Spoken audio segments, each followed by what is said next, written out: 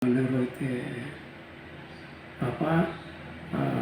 pemahaman publik bahwa itu semacam pelarangan yang dilakukan oleh TNI Angkatan Udara berdasarkan instruksi dan lanjutnya.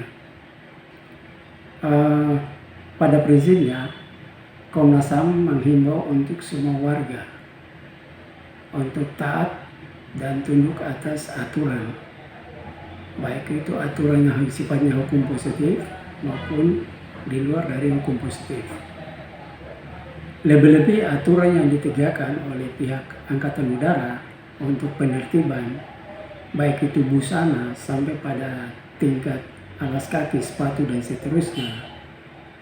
Komnas HAM menghargai itu, tetap menghormati, namun perlu disadari dan perlu ada proses-proses, karena disadari pula bahwa di dalam kompleks Angkatan Udara itu ada 3 komunitas yang punya tempat beribadah di situ, yaitu saudara kita GPM, Jemaat Katolik Riau, saudara-saudara kita yang Muslim, ada masjid di situ, dan juga ada gereja Katolik di situ.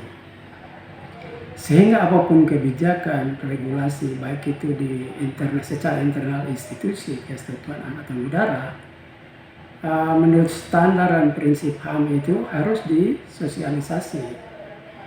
Minimal, saya tidak tahu mekanismenya apa, tapi itu hukumnya wajib untuk pihak dan lanjut melakukan sosialisasi atau minimal pemberitahuan ke tokoh agama 3 komunitas yang punya 3 tempat peribadatan di situ.